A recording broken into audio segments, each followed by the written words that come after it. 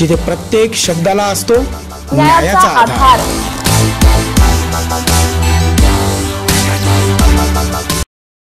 न्याय म्हणजे सत्याचा विजय। पण सत्य शोधायचं कसं?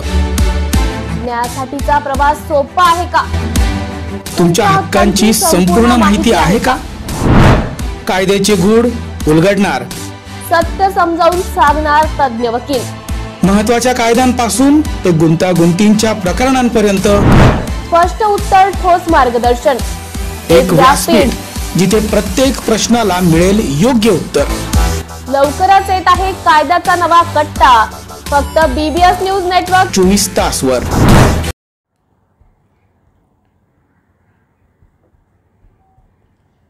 वारकऱ्यांच्या आरोग्यासाठी प्रशासन सज्ज। आळंदीत ठिकठिकाणी आरोग्य कक्ष। येत्या 2 दिवसात संत ज्ञानेश्वर महाराजांच्या अलंकापुरीतून पालखी सोहळा पंढरपूरकडे मार्गस्थ होतो आहे। त्याआधी अलंकापुरीत मोठी धावपळ सुरू असून वारकऱ्यांची लगबग दिसत आहे।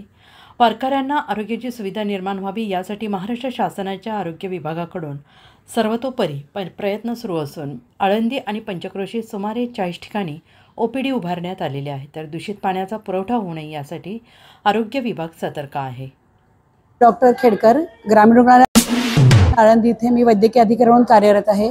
2025च्या आषाढी वारीसाठी महाराष्ट्र शासन आरोग्य सेवा पूर्णपणे इथे काम करत आहे।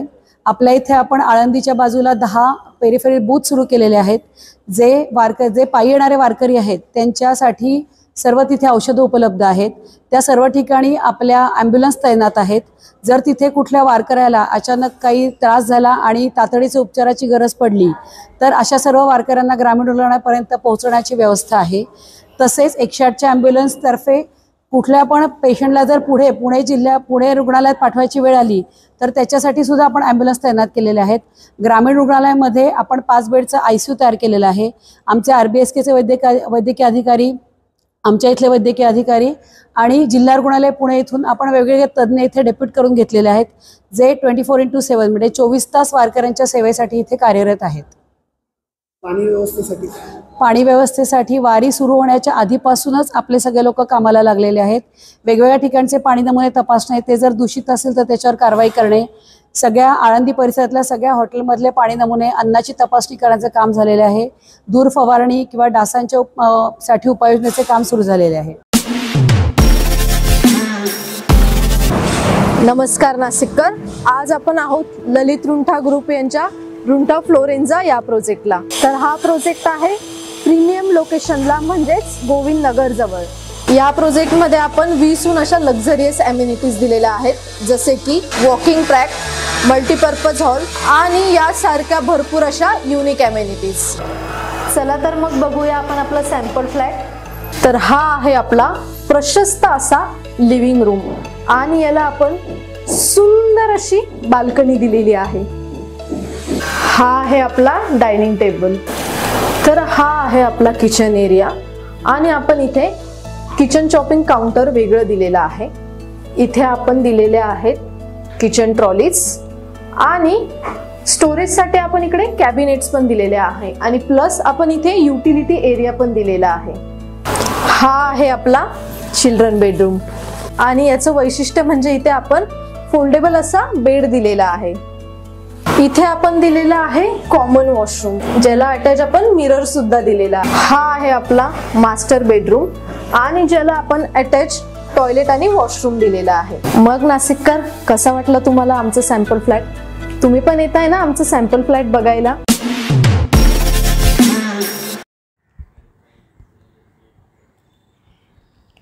अजित पवार गटाचे कार्यकर्ते गोविंद बागे, शरद पवार, सुप्रिया सुळे आणि प्रतिभा पवार माळेगाव कारखान्याचे मतदार। माळेगाव सहकारी साखर कारखान्याची निवडणूक सुरू आहे। आज सकाळपासून शरद पवार आणि सुप्रिया सुळे या गोविंद बाग या ठिकाणी आहेत।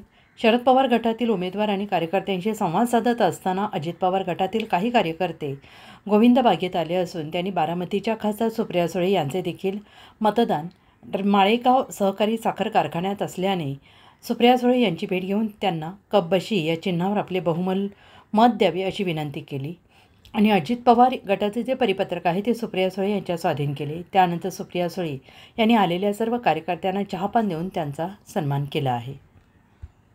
कापरे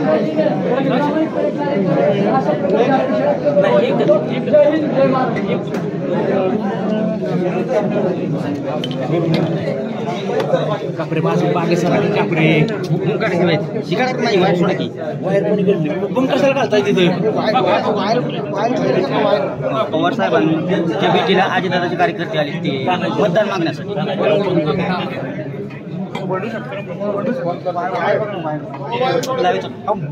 वायर सोडा की माझी नाशिक महानगरपालिका सार्वजनिक आरोग्य विभागाच्या वतीने जाहीर निवेदन. शहरात वाढत्या तापमानामुळे उष्माघात अर्थात हीट स्ट्रोक होण्याची शक्यता नाकारता येत नाही. अशा वेळी उपचार न केल्यास डिहायड्रेशनमुळे मृत्यू ओढावू शकतो. म्हणूनच वाढत्या तापमानात फार वेळ कष्टाची कामे करणे टाळावे. उष्णता शोषून घेणारे काळ्या किंवा भडक रंगाचे कपडे वापरू नये. पाणी भरपूर प्यावे. बाहेर जाताना गॉगल्स, टोपी, छत्री इत्यादींचा वापर करावा. मळमळ, उलटी, थकवा येणे, ताप येणे अशी उष्माघाताची लक्षणे आढळल्यास त्वरित डॉक्टरांचा सल्ला घ्या. नाशिक महानगरपालिका नाशिकच्या वतीने जनहितार्थ प्रसारित.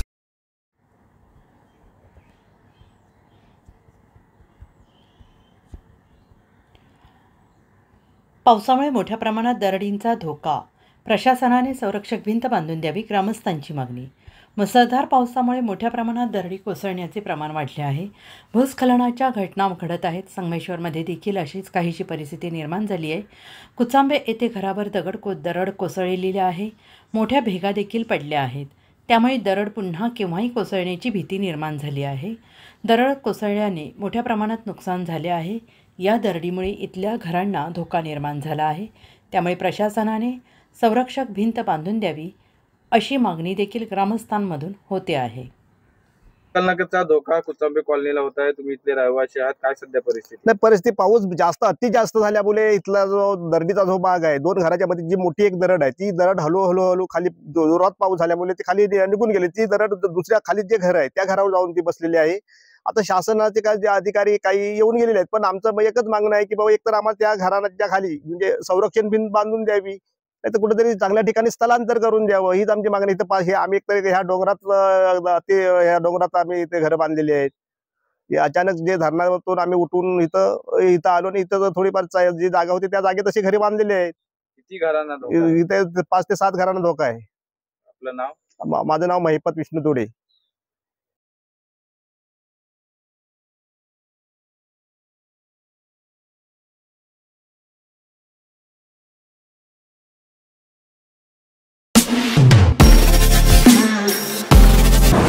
नमस्कार नाशिककर. आज आपण आहोत ललित रुंठा ग्रुप यांच्या रुंठा फ्लोरेन्झा या प्रोजेक्टला. तर हा प्रोजेक्ट आहे प्रीमियम लोकेशनला, म्हणजेच गोविंद नगर जवळ. या प्रोजेक्टमध्ये आपण 20हून अशा लक्झरियस ॲम्युनिटीज दिलेल्या आहेत, जसे की वॉकिंग ट्रॅक, मल्टीपर्पज हॉल आणि यासारख्या भरपूर अशा युनिक ॲम्युनिटीज. चला तर मग बघूया आपण आपला सॅम्पल फ्लॅट.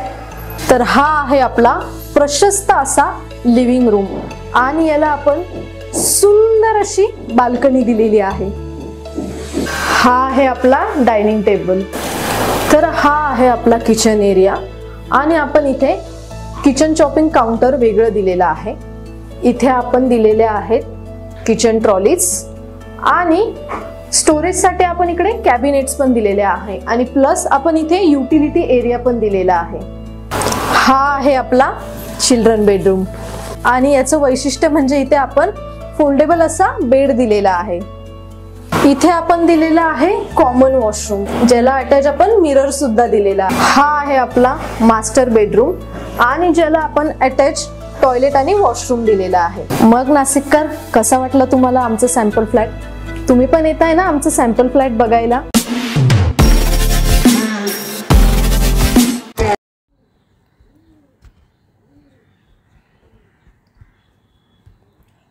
बेमोसमी पावसानंतर आज पावसाळ्याला सुरुवात. अवघ्या अर्धा तासात शहर जलमय. मागील काही दिवसांपासून अनियमित आणि बेधडक वाऱ्यांसह मोसमी पावसाच्या सरीनंतर आज अखेर खऱ्या पावसाळ्याची प्रत्यक्ष सुरुवात झाली आहे. गेल्या 8 दिवसांपासून शहरवासियांना प्रचंड उकाडा जाणवत होता, त्यामुळे नागरिकांना पावसाची ओढ लागली होती. आज सुमारे अर्धा तास झालेल्या जोरदार पावसामुळे शहरातील नागरिकांना दिलासा मिळणार आहे. पावसामुळे अनेक रस्ते काही क्षणात जलमय झाले आहेत. पावसाच्या तडाख्याने वाहतुकीवर परिणाम झाला असून काही भागांमध्ये वाहतूक कोंडी पाहायला मिळते. नाल्यांमधून पाणी ओसंडून वाहू लागल्याने नागरिकांना मोठ्या अडचणींचा सामना करावा लागतो आहे. नाशिक महानगरपालिका सार्वजनिक आरोग्य विभागाच्या वतीने जाहीर निवेदन. शहरात वाढत्या तापमानामुळे उष्माघात अर्थात हीट स्ट्रोक होण्याची शक्यता नाकारता येत नाही. अशा वेळी उपचार न केल्यास डिहायड्रेशनमुळे मृत्यू ओढावू शकतो. म्हणूनच वाढत्या तापमानात फार वेळ कष्टाची कामे करणे टाळावे. उष्णता शोषून घेणारे काळ्या किंवा भडक रंगाचे कपडे वापरू नये. पाणी भरपूर प्यावे. बाहेर जाताना गॉगल्स, टोपी, छत्री इत्यादींचा वापर करावा. मळमळ, उलटी, थकवा येणे, ताप येणे अशी उष्माघाताची लक्षणे आढळल्यास त्वरित डॉक्टरांचा सल्ला घ्या. नाशिक महानगरपालिका नाशिकच्या वतीने जनहितार्थ प्रसारित. मुंबईमधून एक महत्त्वाची बातमी समोर येते आहे. बांद्रा परिसरात पावसाची हजेरी.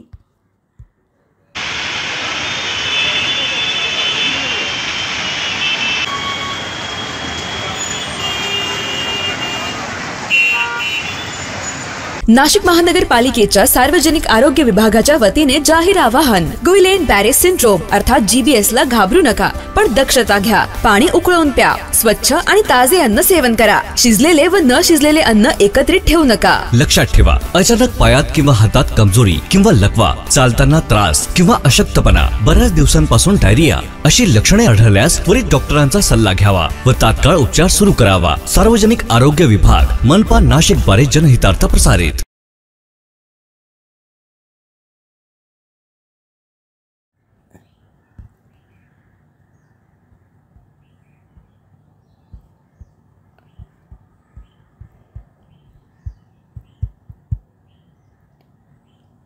समाज माध्यमांवर एका आजी आजोबांचा व्हिडिओ व्हायरल होतोय.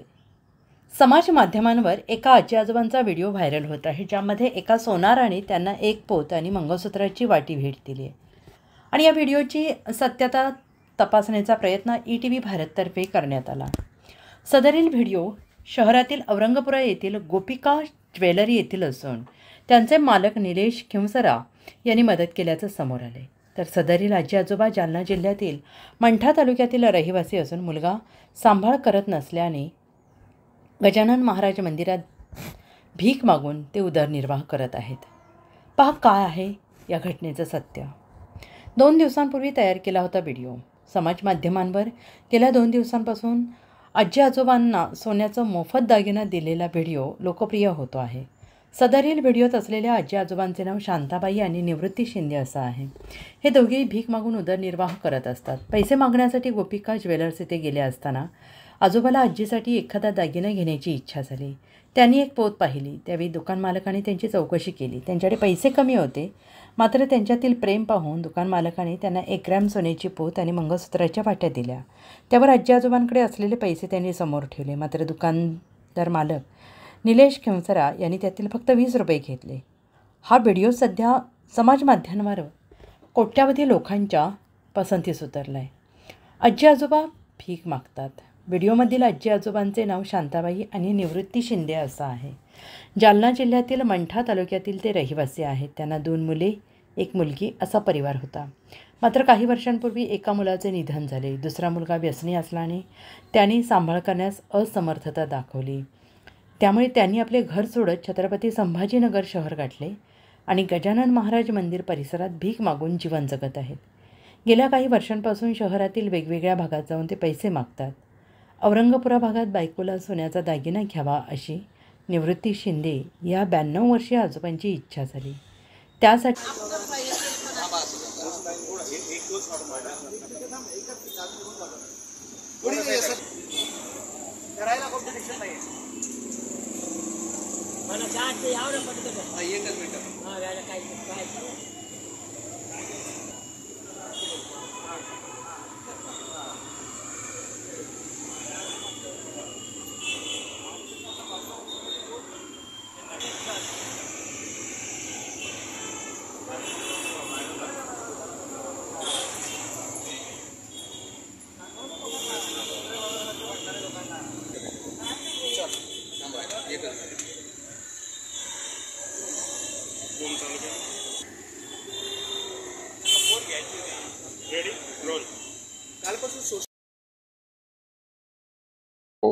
म्हटलं तुम्ही आजींना असं काठी डिवचवत होता की काहीतरी घे, तर म्हणे हा खरंय खरंय. म्हटलं मग काय आवडलं तुम्हाला?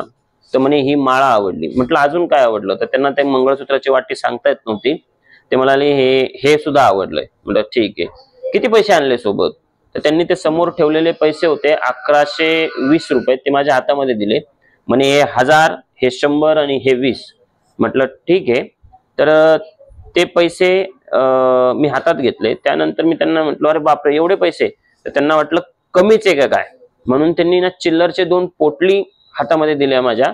म्हणे हे अजून आहेत माझ्याकडं. मी त्यांना म्हटलं की हे ठेवून द्या. त्यानंतर त्यांना वाटलं चिल्लर नकोय, त्यांना नोटा पाहिजे, म्हणून त्यांनी काय केलं की त्या आजींकडे एक असलेलं पर्स, त्यामधून 10-10, 20-20च्या नोटा माझ्या हातामध्ये दिल्या. तर मी त्या हातामध्ये घेतल्या, पण परत मन म्हटलं की हे पण नको आपल्याला. मग मी त्यांना ते 10-10, 20-20च्या नोटा दिल्या, त्यांचे बाकीचे पैसे परत दिले आणि त्यांना ती माळ दिली आजींच्या हातामध्ये. आणि वाटी जी आहे मंगळसूत्राची ती आजोबाकडे देण्याचा प्रयत्न केला, ते नग म्हटलं नाही घ्या आणि हे आजीला द्या. ते आजीला दिलं त्यांनी, पण नंतर त्यांच्या डोळ्यात अश्रू आले. मी म्हटलं काय झालं, तर म्हणजे तुमच्यासारखा मुलगा होता, तो माझा वारला, तो खूप चांगला मुलगा होता. दुसरा जो मुलगा आहे तो दारू पितो, त्या वैतागून आम्ही घर त्या ठिकाणी सोडलेलं आहे. आता ते सांत्वन वगैरे जमत नाही, पण त्याच वेळी ते काय म्हणे की तुम्ही काहीतरी पैसे घ्या, 1000 घ्या. म्हणलं 1000ही नको. म्हणे 500 घ्या. म्हणलं 500ही नको. विठुरायाचा आणि तुमचा आशीर्वाद असेल तर आमचं खूप काही कल्याण होईल. मग त्याप्रमाणे त्यांनी मला म्हणे काहीतरी घ्या. म्हटलं ठीक आहे. आजीकडनं 10, आजोबाकडनं 10 असे मी 20 रुपये घेतले आणि त्यांना तो दागिना दिला. त्यानंतर आजोबा म्हटले मला चहा प्यायचा आहे. ठीक आहे चहा मागवतो. पण ते रडत असल्यामुळं मला ते थोडी हसी मजाक करू वाटली, म्हणून मी त्यांना म्हटलं की आजी वरती आजोबा प्रेम करतात का, तर आजी खूप काही हसल्या आणि त्यांनी पाठीवरती थाप दिली. म्हणे आमचं काय वय आहे का, आणि अशा प्रकारे ते घडलं आणि ते नंतर निघून गेली. बरं ते सध्या कुठे आहे का, कुठले होते काही माहिती? त्यांनी आम्हाला त्या ठिकाणी मी विचारत होतो ना आजोबा तुम्ही कुठले, तर ते मला म्हटले की जालना जिल्हा मंठा तालुका असं काहीतरी सांगितलं. आणि नाशिक महानगरपालिका सार्वजनिक आरोग्य विभागाच्या वतीने जाहीर निवेदन. शहरात वाढत्या तापमानामुळे उष्माघात अर्थात हीट स्ट्रोक होण्याची शक्यता नाकारता येत नाही. अशा वेळी उपचार न केल्यास डिहायड्रेशनमुळे मृत्यू ओढावू शकतो. म्हणूनच वाढत्या तापमानात फार वेळ कष्टाची कामे करणे टाळावे. उष्णता शोषून घेणारे काळ्या किंवा भडक रंगाचे कपडे वापरू नये. पाणी भरपूर प्यावे. बाहेर जाताना गॉगल्स, टोपी, छत्री इत्यादींचा वापर करावा. मळमळ, उलटी, थकवा येणे, ताप येणे अशी उष्माघाताची लक्षणे आढळल्यास त्वरित डॉक्टरांचा सल्ला घ्या. नाशिक महानगरपालिका नाशिकच्या वतीने जनहितार्थ प्रसारित. नाशिक महानगरपालिका सार्वजनिक आरोग्य विभागाच्या वतीने जाहीर निवेदन. शहरात वाढत्या तापमानामुळे उष्माघात अर्थात हीट स्ट्रोक होण्याची शक्यता नाकारता येत नाही. अशा वेळी उपचार न केल्यास डिहायड्रेशनमुळे मृत्यू ओढावू शकतो. म्हणूनच वाढत्या तापमानात फार वेळ कष्टाची कामे करणे टाळावे. उष्णता शोषून घेणारे काळ्या किंवा भडक रंगाचे कपडे वापरू नये. पाणी भरपूर प्यावे. बाहेर जाताना गॉगल्स, टोपी, छत्री इत्यादींचा वापर करावा. मळमळ, उलटी, थकवा येणे, ताप येणे अशी उष्माघाताची लक्षणे आढळल्यास त्वरित डॉक्टरांचा सल्ला घ्या. नाशिक महानगरपालिका नाशिकच्या वतीने जनहितार्थ प्रसारित. पंढरपुरात आषाढ वारीसाठी 22 जून रोजी महास्वच्छता अभियान. आषाढी वारीपूर्वी पंढरपूर शहर स्वच्छ आणि सुंदर व्हावं यासाठी ग्रामविकास मंत्री तथा सोलापूरचे पालकमंत्री जयकुमार गोरे यांच्या संकल्पनेतून पंढरपूर शहरात 22 जून रोजी महास्वच्छता अभियान राबवलं जाणार आहे. यासाठी पालकमंत्री जयकुमार गोरे हे स्वतः प्रयत्न करून 1,500हून अधिक स्वयंसेवक पंढरपुरात एकत्रित करणार आहेत. तसेच विविध शासकीय विभागाचे अधिकारी कर्मचारी तसेच पिंपरी चिंचवड येथून खास रस्ते स्वच्छता करणाऱ्या मशिनरीज आणून पंढरपूर शहराची महास्वच्छता केली जाणार आहे. वारीपूर्वी आणि वारीनंतर अशी स्वच्छता पंढरपुरात करून वारकऱ्यांची सेवा करण्याचा मानस प्रशासनाचा आहे. कार्यक्रम घेणार त्या ठिकाणी माननीय पालकमंत्री साहेबांचे हस्ते जे सफाईगार आहेत, माननीय पालकमंत्री जिल्हा सोलापूर आणि ग्रामीण विकास मंत्री श्री जयकुमार गोरे साहेबांचे संकल्पनातून 22 जानेवारीला रविवारला एक स्वच्छता मोहीम आम्ही पंढरपूर शहरमध्ये 22 जूनला एक स्वच्छता मोहीम आम्ही पंढरपूरमध्ये हाती घेणार आहोत. त्यामध्ये माननीय पालकमंत्री साहेबांच्याकडून 1000 ते 1,500 व्हॉलंटियर्स येतील. आमचे पण अधिकारी कर्मचारी त्यामध्ये सहभागी होतील. जवळपास 20 ते 22 टीम्स आम्ही तयार करणार. प्रत्येक टीममध्ये 40 ते 50 लोक राहतील, व्हॉलंटियर्स, अधिकारी आणि कर्मचारी. प्रत्येक टीमला आम्ही एक एरिया डिवाईड करणार आणि त्या एरियामध्ये जे टीम आहे ते स्वच्छता करून घेणार. आणि त्यानंतर आम्ही शिवाजी चौकच्या जवळ एक कार्यक्रम घेणार. त्या ठिकाणी माननीय पालकमंत्री साहेबांचे हस्ते जे सफाईगार आहेत आणि काही नागरिक आहेत त्यांचा सत्कार पण होईल. तो पंढरपूर शहरचे सर्व नागरिकांना माझं आव्हान आहे की 22 जूनला जी आम्ही स्वच्छता मोहीम हाती घेणार आहोत त्यामध्ये आपण सहभागी व्हावे. धन्यवाद. ठीक आहे.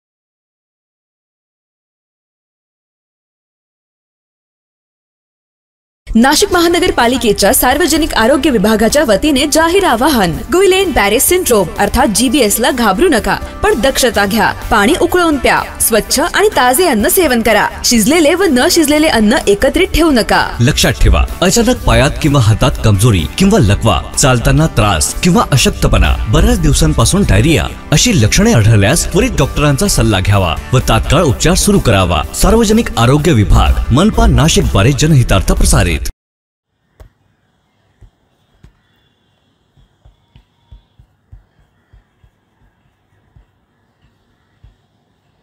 ब्रिटिशकालीन पुलाचे स्ट्रक्चरल ऑडिटनंतर पुलाची करण्यात आली डागडुजी. बंदी असतानाही अवजड वाहनांची वाहतूक होत असल्याने धोका कायम.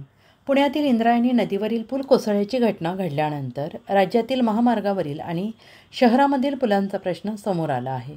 धुळे शहराला जोडणारा ब्रिटिशकालीन 135 वर्ष जुना असलेल्या मोठ्या पुलाचे काही दिवसांपूर्वी स्ट्रक्चरल ऑडिट करण्यात आले. या पुलावर अवजड वाहनांना प्रवेशबंदी करण्यात आलेली असताना देखील या पुलावरून अवजड वाहनांची वाहतूक सर्रासपणे होत असते.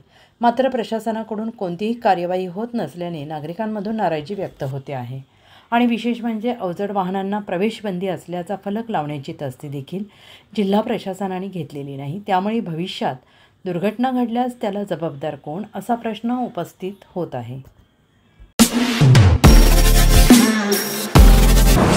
नमस्कार नाशिककर. आज आपण आहोत ललित रुंठा ग्रुप यांच्या रुंठा फ्लोरेन्झा या प्रोजेक्टला. तर हा प्रोजेक्ट आहे प्रीमियम लोकेशनला, म्हणजेच गोविंद नगर जवळ.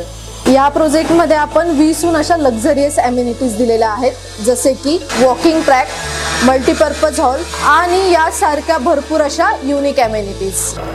चला तर मग बघूया आपण आपला सॅम्पल फ्लॅट. तर हा आहे आपला प्रशस्त असा लिव्हिंग रूम आणि याला आपण सुंदर अशी बाल्कनी दिलेली आहे. हा आहे आपला डायनिंग टेबल. तर हा आहे आपला किचन एरिया आणि आपण इथे किचन चॉपिंग काउंटर वेगळं दिलेलं आहे. इथे आपण दिलेले आहेत किचन ट्रॉलीज आणि स्टोरेजसाठी आपण इकडे कॅबिनेट्स पण दिलेले आहे आणि प्लस आपण इथे युटिलिटी एरिया पण दिलेला आहे. हा आहे आपला चिल्ड्रन बेडरूम आणि याचं वैशिष्ट्य म्हणजे इथे आपण फोल्डेबल असा बेड दिलेला आहे. इथे आपण दिलेला आहे कॉमन वॉशरूम, ज्याला अटॅच आपण मिरर सुद्धा दिलेला. हा आहे आपला मास्टर बेडरूम आणि ज्याला आपण अटॅच टॉयलेट आणि वॉशरूम दिलेला आहे. मग नाशिककर, कसा वाटला तुम्हाला आमचं सॅम्पल फ्लॅट? धुळ्यातील जय गिंदोडिया नीट UG परीक्षेत जिल्ह्यात प्रथम. धुळे जिल्ह्यातील सुप्रसिद्ध धन्वंतरी हॉस्पिटल खोलगल्ली येथील डॉक्टर दाम्पत्य डॉक्टर आनंद गिंदोडिया आणि डॉक्टर माधवी गिंदोडिया यांचे सुपुत्र जय गिंदोडिया यांनी नुकत्याच झालेल्या नीट UG 2025 या अत्यंत स्पर्धात्मक वैद्यकीय परीक्षामध्ये धुळे जिल्ह्यात प्रथम क्रमांक मिळवण्याचा मान पटकावला आहे. जय गिंदोडियाने या परीक्षेत एकूण 601.99% गुण मिळवले असून देशभरातील सुमारे 23 लाख विद्यार्थ्यांमध्ये त्याची ऑल इंडिया रँक AIR 1280 आली आहे. ही अत्यंत उल्लेखनीय बाब आहे.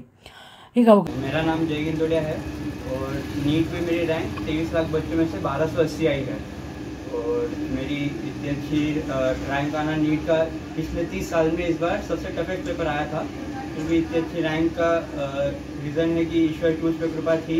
मेरी दादी, मेरे पेरेंट्स, मेरा बड़ा भाई, मेरे फैमिली फ्रेंड्स, इन सब के आशीर्वाद से अभी मेरी रैंक आई है और मेरे को इसके कारण मेरा सिलेक्शन एम्स वगैरह में मेरे ड्रीम कॉलेज में हो रहा है और इससे आगे मैं डॉक्टर बनने की इच्छा रखता हूँ और आने वाले स्टूडेंट्स को मैं यही मार्गदर्शन देना चाहूँगा कि तुम कंसेप्ट अच्छे से पढ़ा करो और अपना नीट के टाइम पे 100% दे के आना है और जब पढ़ाई करोगे तब अपने हॉबीज़ को भी थोड़ा सा टाइम दिया करो ताकि तुम्हारा मन रिलैक्स रहे। Thank you.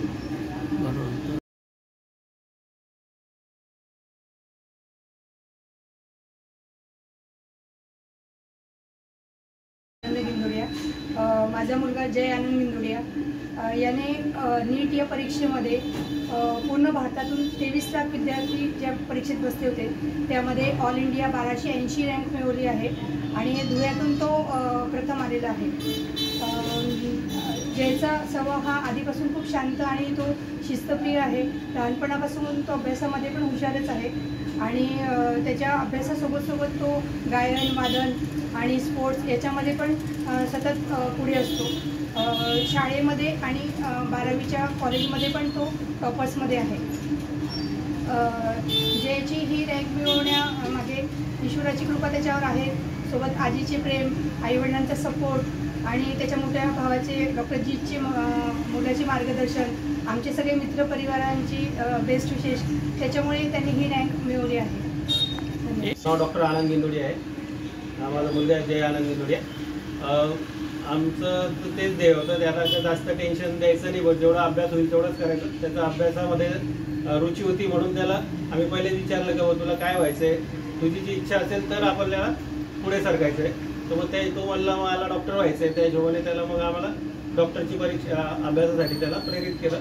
त्याला फक्त एवढं सांगितलं की चांगलं मार्क भेटेल, जेवढी आपले ट्राय करायचं आहे, भेटलं नाही भेटलं ईश्वर कृपा, नाही भेटलं तरी चिंता करायची नाही, पण आपलं ध्येय ठेवायचं का आपल्याला सगळ्यात चांगले मार्क भेटायला पाहिजे। पण नाही भेटलं तर चिंता करायची नाही, आम्हाला सांगून द्यायचं तेव्हा आम्हाला जमत नाही, आपण दुसरं काहीतरी करू असं। म्हणजे मी तर कमीत कमी त्याला बिलकुल टेन्शन दिलं नाही। त्याचं मार्गदर्शन तो जीत आनंद गिंदोडिया आमचा तो मोठा मुलगा, तो त्याला मार्गदर्शन करतच होता, तर टेन्शन घ्यायचं नाही, अभ्यास करत राहायचं। रोजचं अभ्यास रोज जर केलं तर काही टेन्शन येत नाही शेवटपर्यंत, आणि अभ्यास बी हसता खेळता होऊन जातं। त्याचं गायनचं त्याची इच्छा आहे, म्हटलं रोज अर्धा एक तास गायन वगैरे तुला जर करायचं तर करायचं, खेळायचं तर खेळायचं, मग तो अर्धा एक तास खेळायचा, काही गिटार वगैरे वाजवायचा। ते करमणूक बी महत्त्वाचं आहे माझं, नाही तर पॅरेंट्स काय म्हणतात अभ्यास कर अभ्यास कर, आमचं उलटं होतं, त्याला म्हणायचं थोडंसं खेळून घे, थोडंसं करून घे। ते नमस्कार नाशिककर, आज आपण आहोत ललित रुंठा ग्रुप यांच्या रुंठा फ्लोरेन्झा या प्रोजेक्टला। तर हा प्रोजेक्ट आहे प्रीमियम लोकेशनला, म्हणजेच गोविंद नगर जवळ। या प्रोजेक्टमध्ये आपण 20हून अशा लक्झरियस ॲम्युनिटीज दिलेल्या आहेत, जसे की वॉकिंग ट्रॅक, मल्टीपर्पज हॉल आणि यासारख्या भरपूर अशा युनिक ॲम्युनिटीज।